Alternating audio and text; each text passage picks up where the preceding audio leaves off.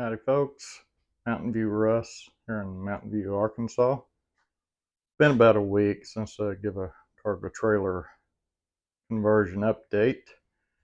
Vicki and I have been out of town half the week down in Little Rock. Vicki had some surgery, so hadn't got a whole lot done. I've worked yesterday and some today. Anyway, I'm at the point I need to get the electrical and the plumbing going.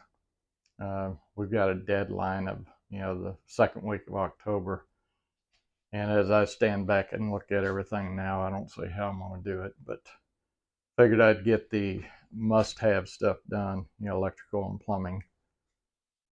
And so to get the plumbing done, I had to get the bathroom ready. So between yesterday and today, I built this bathroom vanity. It's kind of custom because of the angled nose. Everybody that's built one of these understands. So I just went ahead and just built a custom cabinet, and then there's a chase that goes all the way to the top, and that's where the refrigeration lines run. And then got the mirror inside. There I am. Hello. And eventually all this will get enclosed with some shelving and stuff. I just did a wooden top here. It's just this glued up board you can buy at Home Depot. I just put an edge on it so we didn't have any rough edges showing. I've done one coat on the polyurethane stain. I just put it back so I could do this video. Got to take it off and put a couple more coats on it, make it watertight. One of the things I did, and I talked about it in prior videos, is because this comes up from underneath this bathroom floor to bring in the water, and then the drainage going back to the sump pump go underneath the floor. And so down in here underneath this shelf, which can be unscrewed, is the hatch that you've seen before that can also be unscrewed. So I made it to where, if something happens, I gotta get in there. I can actually get in and pull underneath this floor into the pantry, which also serves as a hot water closet. If I'd been smart, I'd put myself a pull cable in there before I built this cabinet, or even before I even get this far, but I didn't. But I don't think it'd be that big a deal. It's I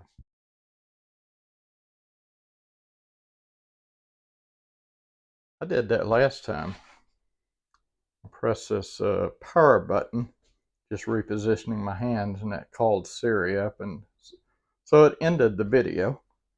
Anyway, as I was saying, down here is where things can be pulled through. For example, in this chase right here above where the sink will be a GFI outlet. So I'll be able to go down inside the cabinet under the floor, and then around on here to the back, underneath the kitchen cabinet, underneath all the tank enclosure, and then the platform bed. So everything's got a place to get to. There's my mess, tools everywhere. I did get the hot water heater hung, so that's kind of where it's going to live. And then down below it is this sump pump, and I still got to get some fittings to make all that work. In fact, it's going to be pretty tight in here because I got to bring water in and take water back out. I also got to bring the sink drain, which there isn't a sink yet, down to this sump pump so it can get pumped to the gray water. And that's kind of going to be a mess too. Might have a little bit too much going on in here. I was thinking about that, and I was thinking about maybe just taking the sink drain straight past the freshwater tank and underneath this platform and put a second sump pump. and then I just have to go across there and up into the gray water tank. I may do that. I don't know. It's $150 for one of them things, but or I may need that second one to help this guy get all the way down, around, and then back up into that tank. So that's an idea too. This sump pump pumps into a second sump pump, and then he does the final lifting, the last 10 feet. And then that kind of keeps me from having to cram yet another 1-inch drain line into this closet, which is kind of compacted already anyway. And then once I get all the plumbing in, I'll put one shelf in here, but it's just going to be a short shelf.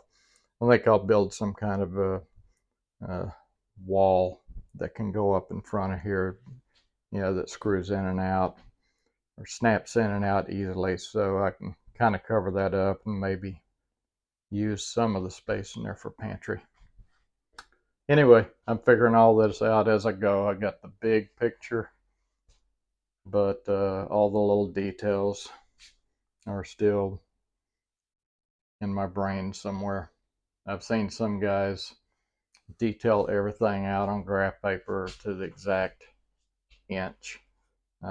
I just don't work that way with a build.